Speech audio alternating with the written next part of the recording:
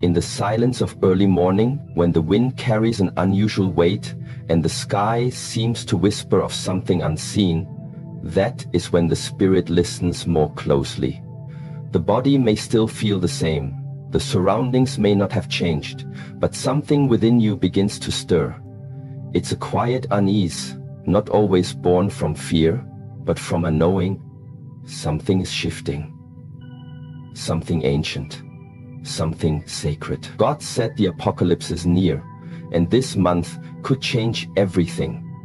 Not because it must, but because it is time. And what most people see as the end is often the beginning in disguise.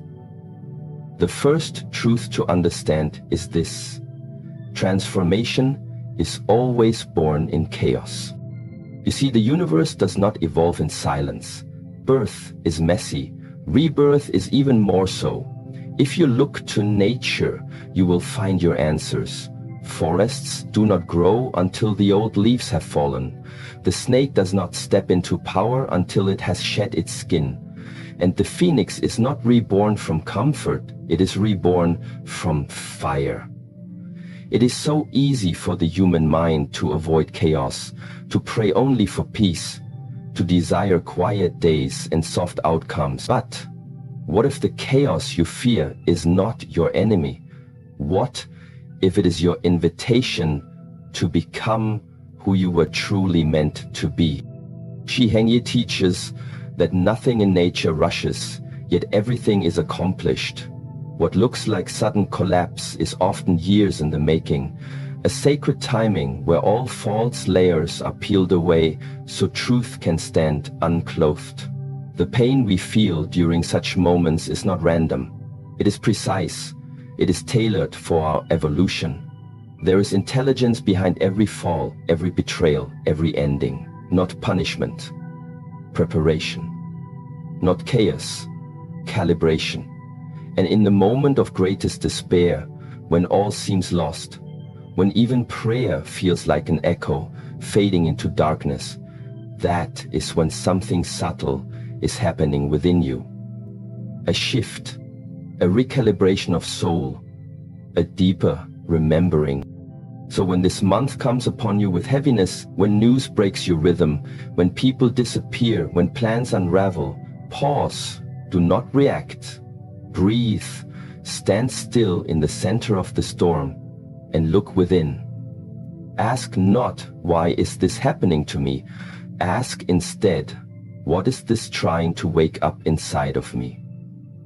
That one shift in perspective opens the gates to transformation. Because the truth is, nothing real can be destroyed. Only illusions fall, only masks get ripped away, only the ego trembles, the soul remains. The soul does not fear the apocalypse, the soul recognizes it. Transformation requires friction. You cannot sharpen a blade without grinding it. You cannot strengthen a muscle without tearing its fibers. You cannot awaken a human being without challenging their comfort. In times of chaos, the undisciplined scatter, the fearful retreat, and the wise listen. That is what you are being called to do. Listen, not with your ears, but with your being. There are messages written not in words, but in feelings. When your breath shortens, when your heart races, when your nights are sleepless, the body is not malfunctioning. It is translating something higher, a spiritual signal, a divine pressure. God does not destroy. He dissolves what is no longer true. He breaks what no longer serves. And he tests what is ready to grow. You are being asked to release the old identity, the roles you clung to, the dreams that were never truly yours. What is falling apart around you may simply be revealing what was never built to last.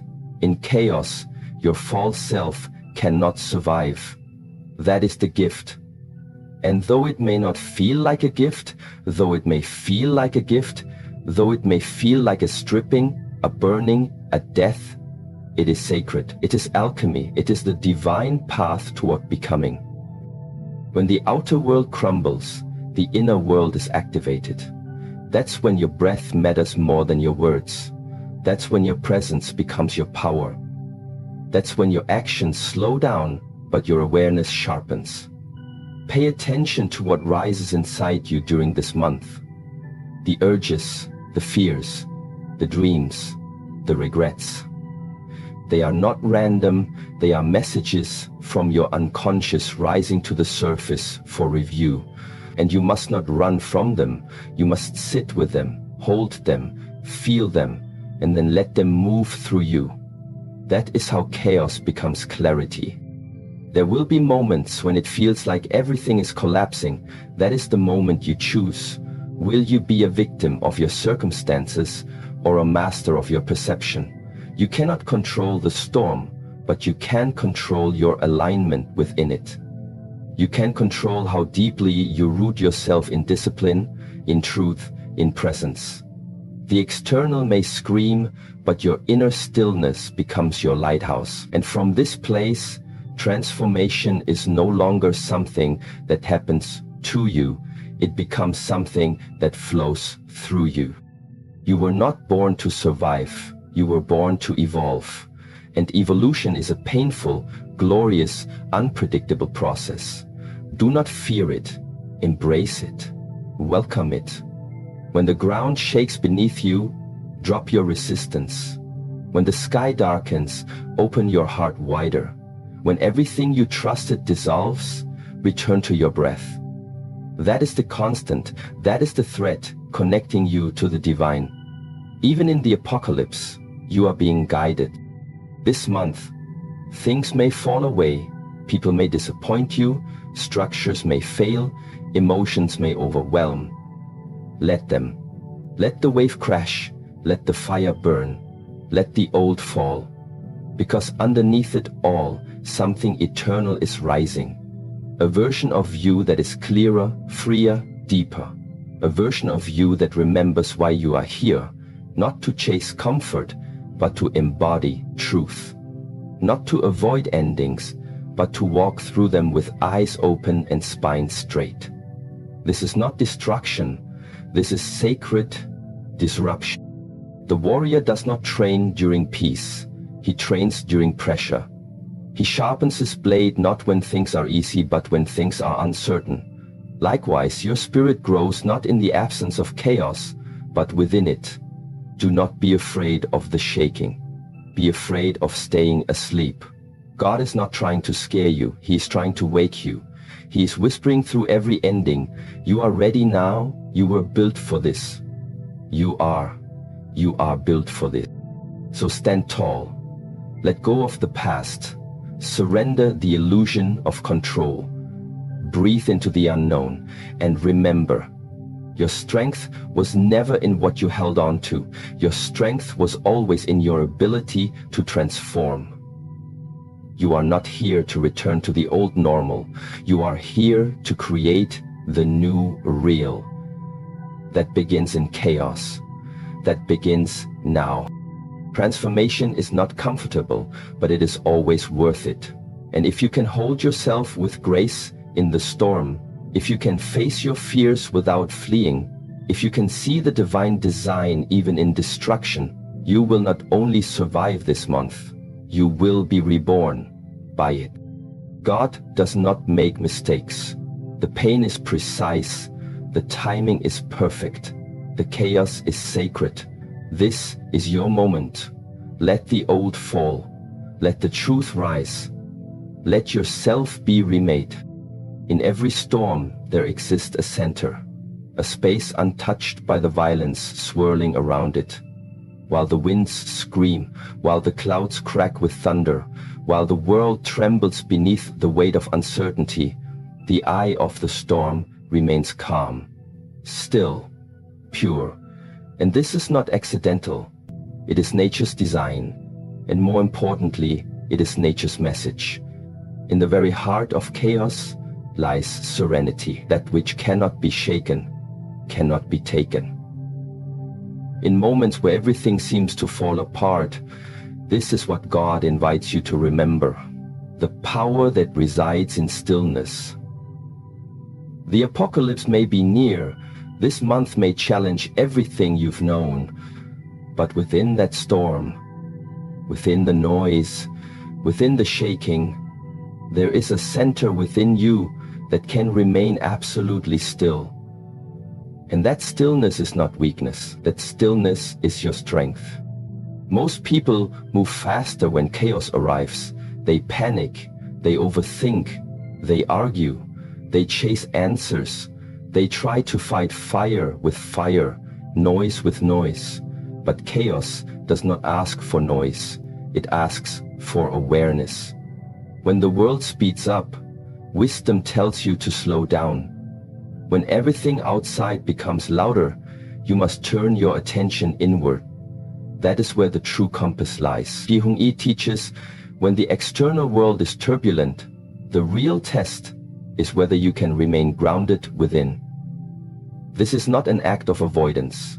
This is an act of mastery. Because to meet chaos with stillness is to declare, I am not moved by circumstances. I am moved by clarity.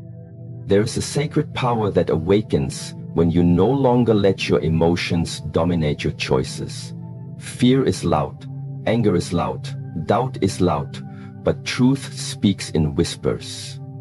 The still mind hears what the racing mind cannot. When the waves of life crash upon you and the tide of emotion rises high, it is your breath that becomes the bridge. Your breath is not just oxygen, it is a tool, a reminder, a discipline. When the storm roars, return to it. Inhale slowly, exhale fully, again and again and again, until the inner noise settles, until the thoughts slow down, until the mind aligns with the heart. Stillness is a practice. It is not born overnight. It is not a reaction, it is a choice. In fact, the more chaos that surrounds you, the more intentional you must be in cultivating it.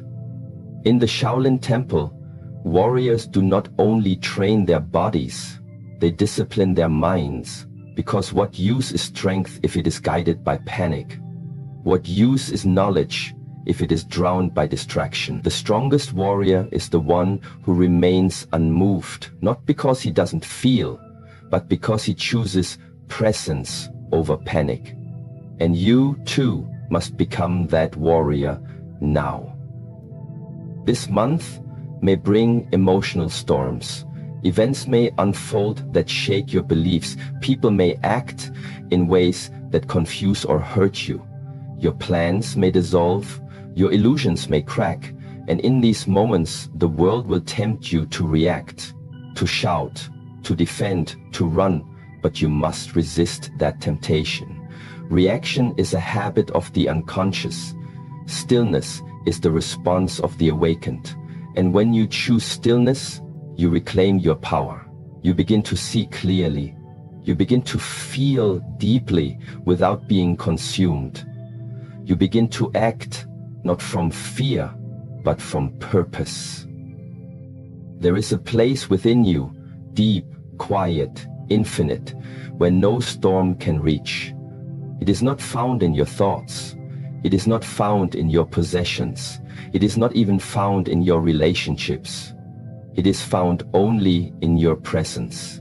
That place is your true home, your true anchor. And when the world outside becomes too loud, too fast, too uncertain, you must return to it. You must sit with yourself in silence, even if the silence is uncomfortable. You must let the dust settle, the thoughts rise and fall, the emotions pass like waves, without clinging, without resisting. Just presence, just being, just breath. Stillness does not mean indifference. It does not mean passivity. It means clarity. It means responding with wisdom rather than reacting with fear. It means hearing what others cannot hear because they are too busy shouting. It means seeing patterns, sensing timing, understanding truth without needing noise to validate it. It means walking calmly into the storm because you know the storm cannot touch what is eternal within you. God never promised that life would be without storms, but He did place within each of us the capacity to remain calm through them. The apocalypse may come, the fire may spread, the ground may shake, but if you remember the stillness at your center, you will walk through it untouched, and more than untouched, you will emerge transformed. Stillness is not escape, it is evolution. It is the space in which your highest self begins to awaken. We live in a world addicted to movement, productivity, noise, distraction. People check their devices more than they check in with their spirit. They react before they reflect. They seek answers from the outside before they listen within. But truth is never found in chaos. Truth is born from silence. The more you practice stillness, the more you sharpen your inner vision. You begin to feel subtle shifts. You begin to hear the voice of your conscience. You begin to trust what cannot be proven but is deeply known. This month, as the outer world shifts, you are being called inward, not to hide but to listen, not to escape but to align. Your task is not to solve the storm. Your task is to stay grounded through it. When you learn to be still in the middle of turbulence, you discover a secret. The storm was never meant to destroy you. It was meant to reveal you, to show you what you've ignored, to strengthen what was weak, to clarify what was confused. And only stillness can give you access to that revelation. Even in moments of great uncertainty, you can return to the breath. You can anchor yourself in ritual, wait before the world, sit in silence, move with intention, speak with care. These practices are not minor. They are everything. They train the nervous system, they sharpen the spirit.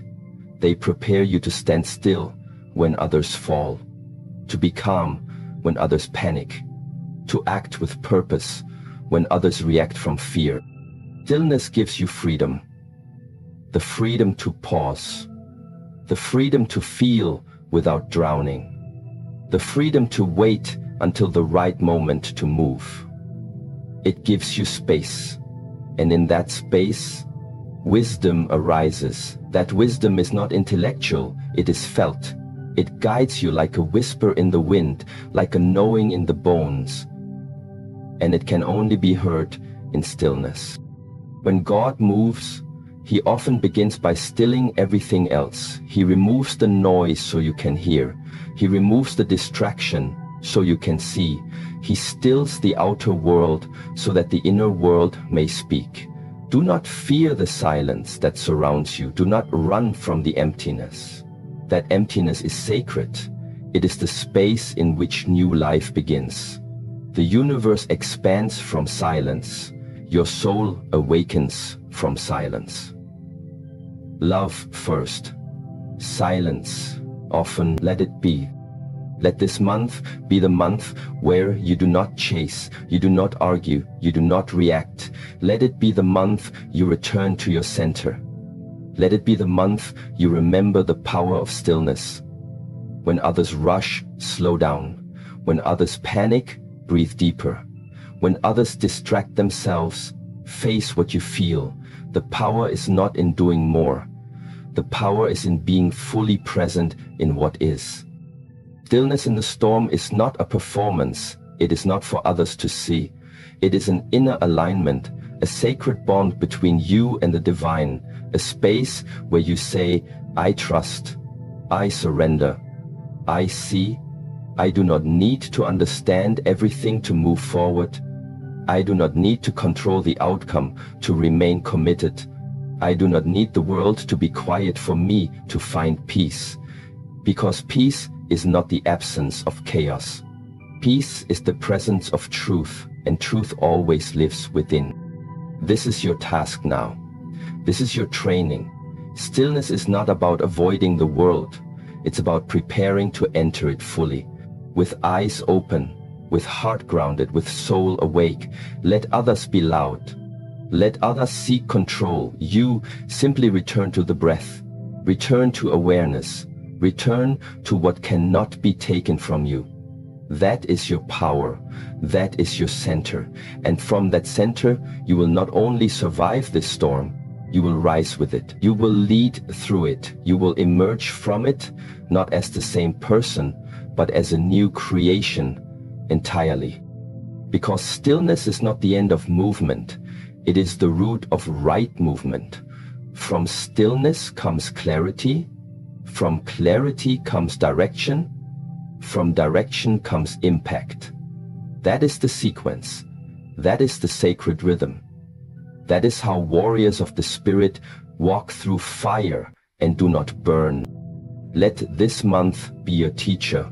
Let the silence speak. Let the chaos teach. Let the storm pass through you and leave you more whole, more wise, more still than ever before. Letting go. Two simple words that hold the weight of lifetimes. We spend so much of our lives holding on. We hold on to people, to identities, to stories, to memories. We hold on to who we thought we were supposed to become. We grip tightly to past pain, to future plans, to expectations that never belong to us. And we carry them like stones, silently, often unknowingly, until one day the weight becomes unbearable. It is in that moment of breaking, that moment of fatigue, that the truth arrives. Letting go is not a failure. Letting go is not weakness. Letting go is a spiritual discipline. It takes great courage to release what once gave you comfort. It takes even more wisdom to know when something is no longer aligned with your path. But society does not teach us to release. It teaches us to accumulate, to preserve, to protect, to win. So we build walls, we collect attachments, and we confuse clinging with loyalty. But what if the highest form of loyalty was to truth, not to comfort? What if the true act of strength was not in holding on, but in consciously letting go? Shiheng reminds us that discipline is not only found in the repetition of action, but in the mastery of non-attachment. To practice spiritual discipline is to walk through life with open hands, knowing that everything you are given is temporary, that nothing belongs to you, not even your body. The only thing that truly belongs to you is your awareness. And it is through awareness that you begin to release what no longer serves. This month, as the world trembles, as change accelerates, as old structures collapse, you will be asked to let go. Let go of ideas you were raised with. Let go of emotional armor that once protected you, but now isolates you. Let go of the fear of being seen. Let go of the desire to be right. Let go of the fantasy that life was ever supposed to go exactly as you planned. These things are not punishment. These are invitations. Each one is an opportunity to lighten your load. Each one is a chance to return to the essence of who you really are. Letting go is not forgetting. It is not suppressing. It is remembering with clarity and choosing peace. It is not denying pain. It is blessing the pain for what it taught you and releasing the need to relieve it. When you let go, you are not discarding. You are acknowledging, you are honoring, and then you are allowing. You are allowing energy to move. You are allowing life to evolve. You are allowing yourself to breathe again. But the ego resists this. The ego thrives on control. The ego says, if I let go, I will lose everything. The soul whispers, if you don't let go, you will lose yourself. And that is the real danger. Not the loss of things, but the loss of your true self under the weight of unnecessary burdens. God did not send you here to carry what breaks you. He sent you to awaken. An awakening requires shedding. It requires surrender. It requires trust in a path that may not make logical sense, but feels deeply aligned. Letting go is not a one-time act. It is a daily practice. You wake up and you choose to forgive. You choose to release control. You choose to loosen your grip. Sometimes you succeed, sometimes you fail. But the discipline is in the returning. It is in the practice, again and again, like a monk returning to the breath, like a warrior returning to the stance, like the tree that lets go of its leaves when autumn arrives, without resistance, without panic. According to Liz Bunk, love is resistance, like a tree that lets go of its leaves when autumn arrives, without resistance, like a tree that lets go of its leaves when autumn arrives, without resistance, like a tree that lets go of its leaves when autumn arrives, without resistance, like a tree that lets go of its leaves when autumn arrives, without resistance. It simply trusts the cycle. It surrenders to timing. It knows spring will come again. There is a subtle intelligence in letting go. It clears the clutter. It creates space. And in that space, something sacred happens. Insight arrives. Energy shifts. Truth emerges. But we must be willing to make room for it. And we make room by releasing what is no longer alive. Relationships that feel like obligation. Careers that drain your spirit. Habits that numb your awareness. Identities that limit your soul. These are not badges of honor. They are anchors. And you were not meant to live anchored. You were meant to flow. The river does not resist the stone. It flows around it. It carves new paths. It transforms landscapes. But it must remain in motion. You too are meant to flow. But when you hold on to the past, you dam the river. You build walls inside your heart. You confuse the stillness of repression with the peace of liberation. These are not the same. True peace comes not from hiding, but from releasing. It is easy to say, let go when nothing is at stake. But letting go becomes sacred when everything feels like it is. When your heart trembles, when your breath shortens, when you are asked to walk away from something that once defined you. That is the spiritual discipline. That is the test. And in passing it, you don't become less, you become whole. You remember that who you are is not defined by what you hold on to. Who you are is revealed by what you are willing to release for the sake of truth. This month, perhaps you are being asked to let go of anger or bitterness or the idea that life owes you something. Perhaps you are being asked to let go of needing to be understood, or needing to be in control, or needing everything to make sense. These things seem small, but they are roots of suffering. When you release them, you soften, you align. You stop fighting with reality, and in doing so, you become powerful. Not in a worldly way, but in a deeply spiritual way. So letting go is a return to silence, a return to innocence, a return to the present moment. The past is a shadow. The future is a projection. Only the now is real. But the now cannot breathe when it is crowded by all that you refuse to release. Letting go clears the field. It brings you back. It grounds you. And in that groundedness, you reconnect to source. God does not require you to be perfect. He requires you to be honest. And honesty means recognizing when you are gripping too tightly. It means admitting when something is over. It means grieving what was and blessing what could have been. But it also means moving forward, not because you stopped caring, but because you started caring more deeply about your soul's alignment than your ego's attachment. Many confuse letting go with giving up, but surrender is not defeat. It is collaboration with divine timing. It is the recognition that something higher is at work, that you do not need to force, to beg, to cling, to manipulate. What is meant for you will stay. What is not meant for you must go.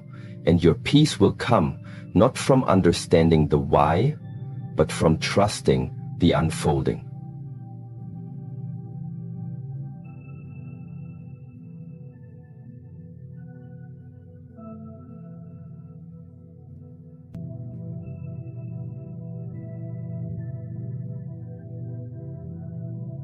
That you do not need to force, to beg for you. From the dawn. From the dawn. From the dawn. And your peace will come not from understanding, but from trusting and being trusted. From loving, from trust, from trusting. Spiritual warriors walk light, not because they don't feel, but because they know how to release. They know that pain is a teacher, not a residence. They know that identity is fluid. They know that the journey requires shedding again and again and again. And in this, they find freedom. In this, they find peace. So this month, when something falls apart, let it. When someone walks away, release them. When a door closes, bow in gratitude.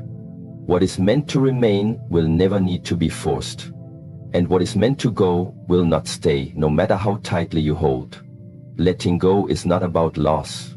It is about alignment. It is about making space for what is real, for what is next, for what your soul has been quietly asking for. Next, let go of the idea that strength looks like never breaking. Sometimes strength is found in the tears you finally allow yourself to cry. Let go of the belief that healing has to be quick. Sometimes the deepest healing takes place in the quiet spaces of unhurried presence. Let go of the illusion that your worth depends on how much you can carry. You are not here to be a martyr. You are here to be a light. God may be shaking your life not to punish you, but to prepare you. Not to destroy, but to dissolve what was false. So let it fall, let it move, let it pass, and trust that what remains is real. What remains is strong. What remains is aligned with who you are becoming. Letting go is not the end of love. It is the beginning of self-love. It is the space where your spirit finally has room to stretch, to breathe, to expand. And in that space, you meet yourself again. The real you, the quiet you, the wise you. The you that never needed to hold on so tightly because it always knew. All that is real cannot be lost. This is your practice now. Not just for today, not just for this month, but for life. To live with open hands, to walk with a soft heart, to trust the flow, to bless the endings, and to know that every time you let go, you rise a little lighter, a little clearer, a little more free.